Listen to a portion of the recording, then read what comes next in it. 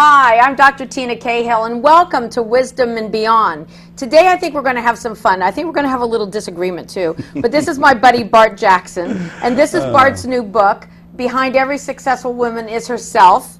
I'm not sure I agree. I think we need more than just us. The whole world has to connect together, right? And this is one of the series of books called Bart's Books. And Bart is the CEO of Prometheus Publishing, and his first book was called what? It was called Business Basics. Business Basics, and now he's interviewed many successful women about their success and how to support women more in business success. Is that right? That's right. Okay, so what'd you find? Well, what I found was that today women are forging a whole new role for themselves in the business world. They're much more taking the bull of business by the horns, making it a master. And when you walk into an office, you no longer hear the complaints about, oppressive men keeping them down, or anybody keeping them down. And you also don't hear any more cheerleading, all this motivational, sisters, you can do it. That's gone. They don't want that. What they want, and what we endeavored to put in this book, they want tools, they want techniques. They want to know something from launching your career right up to getting the seat in the boardroom. How do you do it? What do I need to do? Let me lay out my strategy. And it's wonderful. Well, because unfortunately, we don't have too many things. seats in those boardrooms. We need Alas, more. no. But what we do know is that women are succeeding in every field.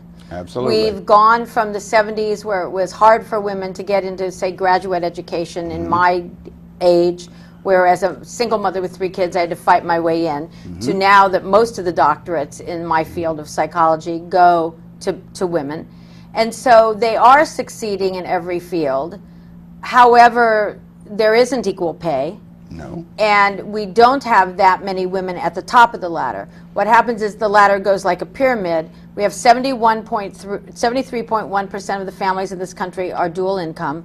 You know, I speak all over. I speak with the women all the time that are in that pool.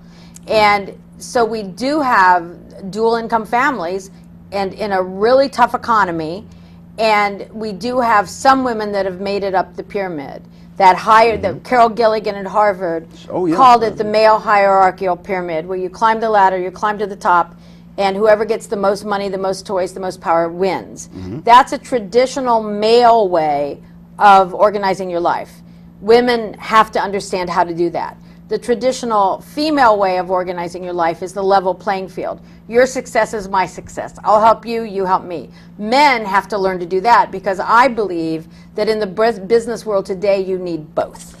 What you've just pointed to, Teena, is that absolutely vital diversity that we really need in business. And if you're going to flourish, heck, if you're going to survive, you need both these feminine characteristics of working on a consensus-based decision and doing that quickly, and at the same time, you need the strength of doing things unilaterally, focusing on the goal, and you need both those attributes. But let's not call them feminine and masculine, because both men and women have the ability to Absolutely, they do. Engage in those behaviors. They're very engaging. Whether they are men There are women who love pro football, and there are men who really do stop and ask for directions. Right. We understand. So what did you find out about women in business? You told me that you do your own research. Right, So we did. Tell me what you found. We interviewed hundreds of women. The one thing there were 2 things that everyone was absolutely unanimous on, which I thought was, and it was a shock to me. Well, the first one wasn't. It was that men and women approach business challenges differently, and everybody said this over and over again. And the other one was, this surprised me. More women said, I really find I find myself so much easier to work with a man, and as Eileen Sothalis, one of our authorities, put it, she says, most women feel safer throwing another woman under a bus than a man. And but notice the word she used, safer. Yeah, but we live in a sexist culture, and white men have been at the top of the culture of that, and women have been taught to be good girls, And probably women historically have felt safer with women, or perhaps safer undermining women. Yeah. Either way, Yeah, right? I think that that has changed to some extent, but we still live in a culture that promotes the Barbie doll. That look, my kids had Barbie dolls, so I'm not panning Barbie dolls because Barbie's a doctor now, right? But I mean, that promotes how you look. And Ken's still a eunuch, so what can I tell you? Right. How you look, it's about those kinds of things, much more for women than men. So I understand, but I think that with 73.1% of families being dual income, we've got a heck of a lot of women out there in the workplace. In fact, some of the research shows that 99% of the women work sometime in their life. They may not build a career, but they work outside home. This is true. Actually, the majority of our workforce in the States, and actually most countries, it's 51.6% now, are women. And so in the book, we put a cartoon that said, that showed a group of men all swirling bourbon and saying, boy, remember the good old days before women put us in our place and kept us there. And if you think about it, where are the good old girls networks? Well, they're there. If that they're shouldn't out there. be that, and we have and the a old lot girls of network. You just haven't been to the right parties. Oh, we need it. Well, we need, and actually, you know why there's good old boys networks and good old girls networks. It's not. A lot of people sort of take this as a bad rap. The real reason is it's a positive thing. It's an alliance. I work with Jim and John and Joe, and you work with Sally and Joan and Susan, or I work with you, because we've formed an alliance, a business alliance, that we can trust each other. We know that we can, when I deal with someone, I come in. So you're the new person coming in, and frankly, I don't much care whether you're male or female. And don't you think we're past the days where we form alliances based on gender in business? I think. I think we're much more. I think generally, businesses are forming alliances based on who works and delivers for them, male, female. Absolutely. There is some, but of course, you're going to go. That said, you're going to go with people who talk the way you do and talk the way you don't. Well, there's no question that people do stay in groups that are familiar, right? Mm-hmm. Yeah. But I think what we have to clarify here is, I deal with the masses of women. When I speak at big conventions in businesses and companies, there are thousands of women. I spoke at the Istanbul Convention Center to 2,000 women from 38 countries, and they're entrepreneurs, right? Mm-hmm. So we have a difference between a man or a woman who works at a job and a man or a woman who's an entrepreneur, who's climbing up that hierarchical model that capitalism is based on. Yeah. And your book, you're talking to the women who've climbed up the hierarchical model more than you are the women. No, I talk to all. Are you talking to just women who? We talk to all levels. But are you talking to, but here's what I'm trying to find out though. Are the women in your book women that have formed businesses, or women who have jobs where they work for somebody else? Both. Okay. The book comes, it takes, within the chapters, it runs from, as I say, career launching to swimming in the corporate soup to getting a seat in the boardroom, and then also starting your own business, growing it, and taking it global. Those are separate chapters.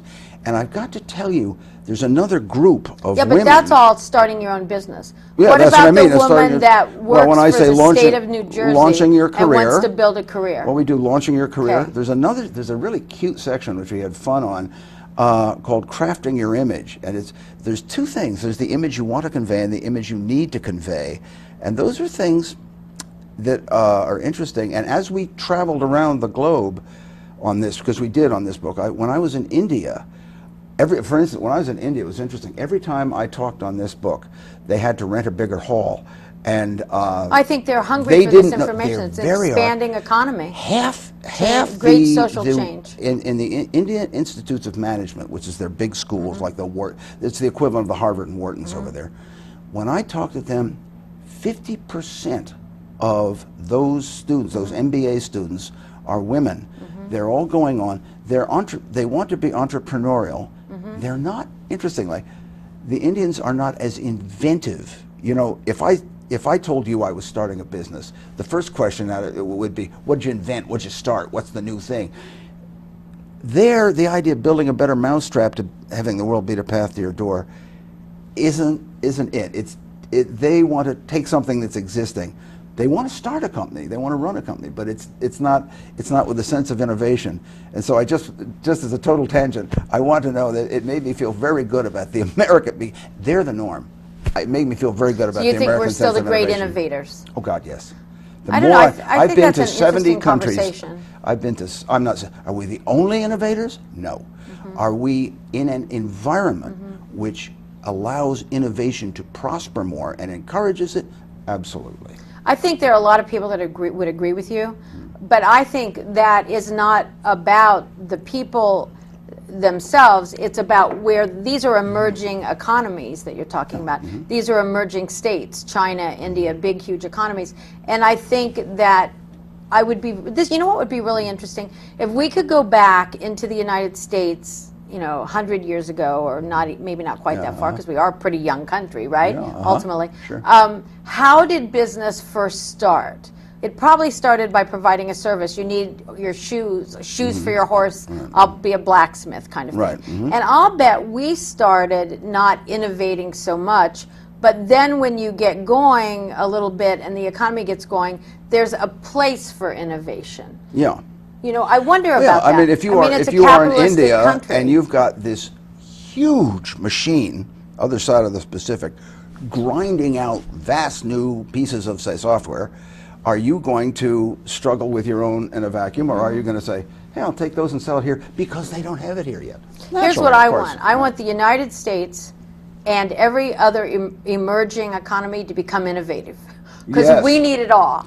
We need it. We can't have a lock on all the good ideas you know, here. We need the diversity, Yes. and you cannot run business today without the diversity of the feminine side and the masculine side. But I don't like using those terms. I want to tell you something very interesting about that. Because I'll tell you, our brains are the same. This stuff about men are from Mars, women well, from Venus. I'm no, sorry, no, no. it's just First not of all, true. there's two things. Men are not the other side of the coin with women. They're not opposites. They aren't. No. They have been acculturated differently way back since the Neolithic flint chippers. Right. And the roles, and we mentioned this in the book, we went through it, is that, and I've discovered this when I was following a group of Tanzanian warriors around Maasai warriors around Tanzania.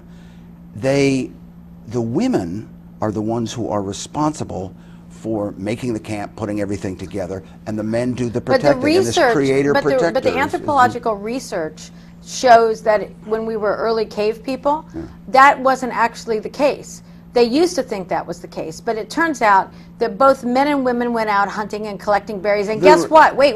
Okay. Grandma stayed home and took care of the kids and did the fire, which is why we're, I think, the only species where women live past menopause, because nature loves contribution, and grandma had a way to, you know, sort of still contribute. So I think it's not so much the hunting, but it was the guarding, and this is the men. The men go out there protect. The men would be out alone. The women may think women were the first creators of trade goods, and men have been forever trying to catch up. The woman from Rutgers, whose name is escaping me now, who writes on the Anatomy of Love, and I forget the Physiology of Emotion. Maybe that's a book. I forget what it is. But she talks about, her name will come to me. I think it's Helen something. I'm sorry if you're watching the show, I'm very sorry I've forgotten your name, but I love your books, okay? And she talks about that many societies were matriarchal, dominated matriarchally, till we had cultivation.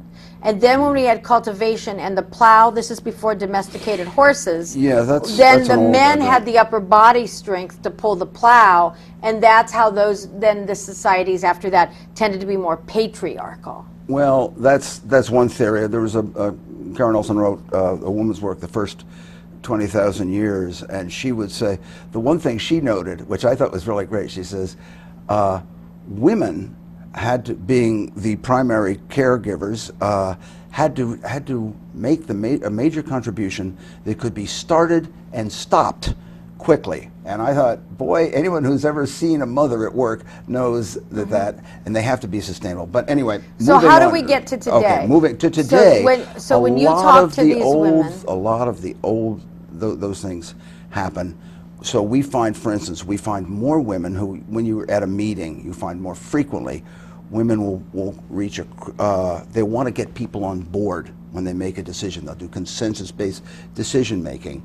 but women can also fine making decisions on their own. And so the difference is, what we, in the book, we looked at the tendencies, and we came up, we said, all right, the heck with concentrating on the tendencies. What's the solution? Because this is a book, this is a solutions book for women.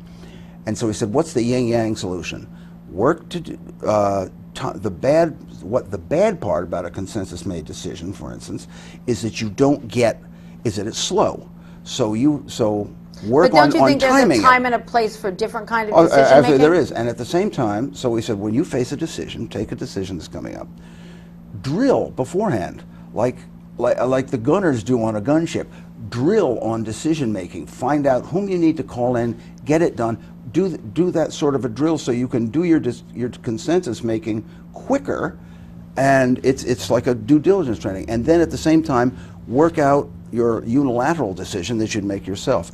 So you provide both kinds of decision making. But I think that today's women, that perhaps we live in a bubble, but in certainly the women that I know, and the women my age, my daughter's age, these women make all kinds of decisions without any need to drill. I mean, we have all this research about everything you do. If you drill it, you do it better. Yeah, but that's true for men and women. Yes, of course. So it's not just women. A lot of the advice in this book is genderless.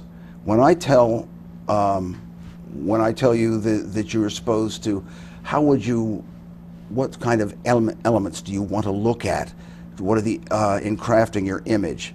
They're men and women. The dress code that's obviously more. It's in the book is more toward the feminine. Well, the side. Great thing is women don't have to wear three-piece navy blue suits anymore. No, they don't. I had one woman, an accountant. She started being an accountant in she's 1980. An accountant. No. It was, I love in accountants. 1980. I love my accountant.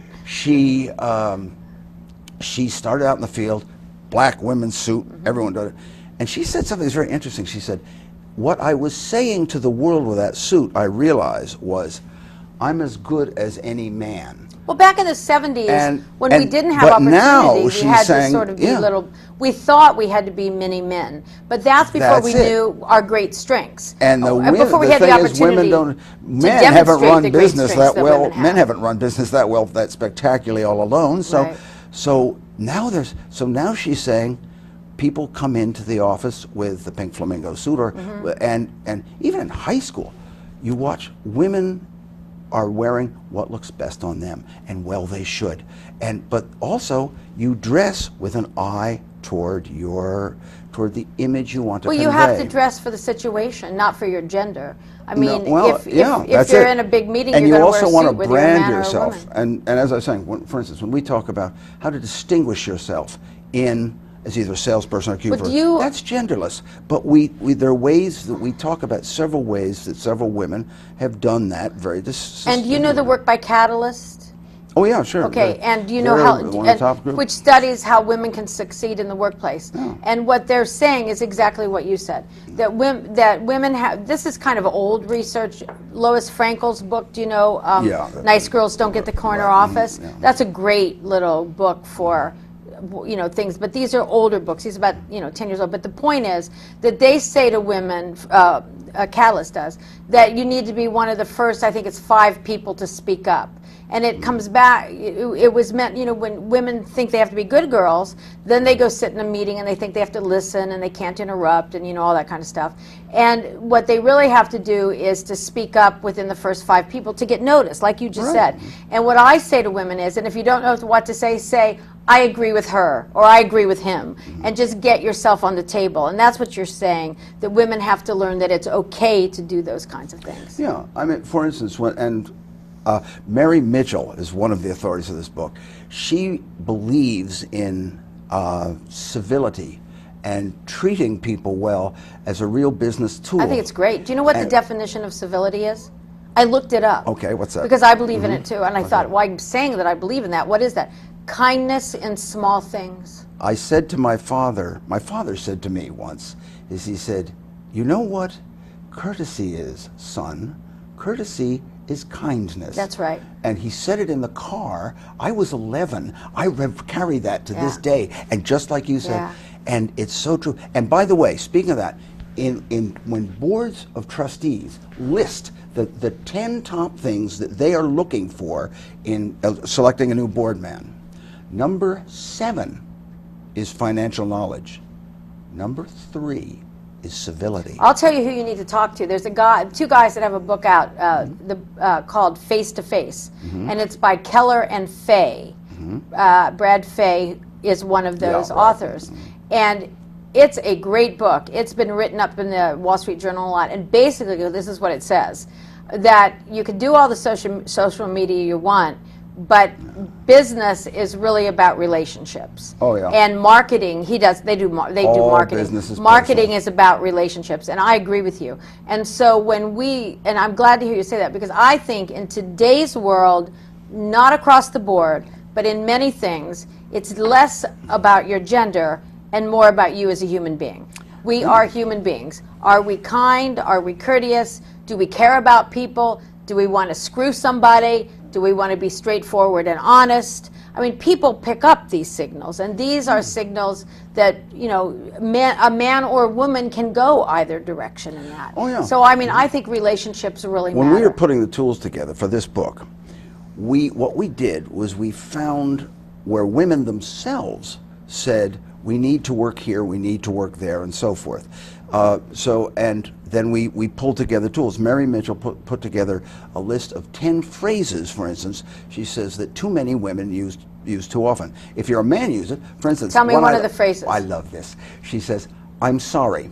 And she said, instead of saying I'm sorry means I'm apologizing for being a human being. And she said, instead of that, say thank you. I acknowledge what you've just told me, Teena. I agree. And that will make me. So she's saying, don't put yourself. I mean, I think it's great to say I'm sorry when we've made a mistake, but she's saying don't put yourself in a one-down position. Right. And say thank you for that advice. I think you're right, and I'm going to go forward and do it differently. Right. Which is good. I think that's great. Now, for instance, when we were talking, I think we were talking about glass ceilings and so forth. I think the way to do this, and by the way, you do this in a way very well, even when you're not facing a glass ceiling. You viewers out here have got to know this. Teena does something very well. You will get an occasional email from Teena that says, you two should meet. And it reminds me of something an old editor of mine would do. He would call up people and give information. And you know something? Everybody takes Teena's calls. Why? Because Teena is giving value. Well, you know, my theory is the wider our webs of connectedness, the higher we bounce. Right. And so I think that we started out as nomads on Earth, and then we formed tribes, and then we formed villages, and now we're in towns and cities and states and countries, and we are too isolated. And we know for the human condition that isolation is not good for us. Yeah. As you know, my husband is significantly disabled, so I speak on caregiving a lot. Isolation is the worst thing for caregivers, but in fact, it's the worst thing for all of us, right? So I think Aldona Ambler says the death of an entrepreneur is isolation. Get up away from that computer, hit the trade show. That's right. She's right. But the reason those emails come is that I have the theory that your success is my success and my success is your success. So when I want people to meet, I want people to connect, because I take sort of a global view. I want the world to succeed. I want every business to succeed. I want families to succeed. And how we do that is interconnectedness. So the wider our webs of connectedness, the higher we bounce. And that's where that comes from. And that is not based on gender or anything else. It's Eric based Schmidt, on... head of Google, said, I want to there are really smart people down in shanty towns in South Africa. I want to know what they're thinking. rest. And he's right. I was invited to a private lecture that he gave out at Stanford. And he kind of explained to us how the economy could flourish here. And basically he said that the United States, as we all know, needs more math and science people, men and women, teaching girls early on math and science and getting them to love science, which I think is a great thing to love. Math, I'm not so good, but that's okay. My granddaughter's doing wonderfully. That's why God made accountants. See, you said yeah, you love should, accountants. That's There right, we go. that's why I All love my right. accountant. Well, I can add and subtract. That's a good start. But that to do that, he can see us going back to manufacturing, but it's high-end manufacturing where people are well paid, right? Yeah, right. College graduates, well paid, and we make the very sophisticated high-tech stuff. And then in some of these emerging countries, they're making the stuff that supports that. And that's the innovation thing that you were talking about when we were not on camera, about the innovation that happens in the United States. But I sort of saw what he said as a roadmap to where this country is going in the next 30 years. I think it will happen. I have a great fear of foreign industrial slavery because I've been to 70 countries and seen too much of it. And, but he said to me, it was interesting, I asked him, what kind of new leaders would you see in this world after he talked about that? And he said, well, I think the leaders won't change much. They'll still be the collaborative later and the dictatorial and so forth. But he did say, and right along with what you're saying, that we as leaders are going to have to start finding out new methods and ways of treating intelligent people, because people are going to less and less do something because I told you to. Well, it's more than that. I mean, I speak on leadership all the time, and I do a fair amount of research into leadership stuff, into the psychological research, into leadership, into the spiritual world of leadership, and it all says the same thing. So I have to tell you what I think a leader is. Are you ready? It's very, very simple. Leaders develop the potential of the people around us. Leadership is not about me.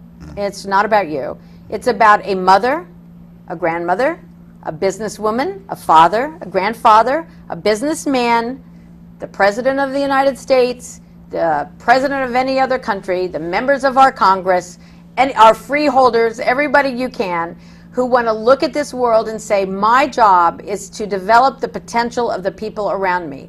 And how do we do that? We help them identify their strengths, and we support them in building on those strengths, because people are going to be more successful in doing what they love to do. This is from Martin Seligman at Penn in Positive Psychology. And we generally succeed at what we like to do, and those are our strengths. And so I think leadership gets really co-opted. It gets made way too convoluted, and it's really about developing the potential of the people around us. The word I would use, and I always do, to follow your lead, is unleash, because it's brewing in there. In each person, there is this desire to create, and business offers the widest possible range of activities for our individual creativity. But part of that, I, as a leader, it's my job to unleash everything you've already got. And to know that you have to do that in a positive way, because anxiety inhibits learning. And so when we approach as a leader people in a negative way, they can't even hear what we're trying to help them develop, because they get upset if we're approaching them in a negative way. I have to first lead myself if I'm going to be a good leader. Well, that's true. I have to develop our own. I am so sorry we're out of time. I could sit here and argue with Bart for like the next 3 years. And we have. Yeah, that's right. So I'm thrilled that you've written this book. Behind every successful woman is herself.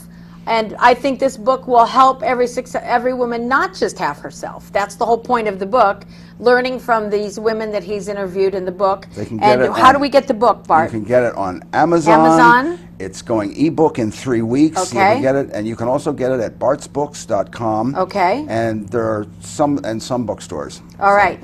Bart Jackson, CEO of Prometheus Publishing. Thank you so much. Nice to see you. Have a good time. Thank you guys for watching. See you too. Go be a leader and change the world. Right.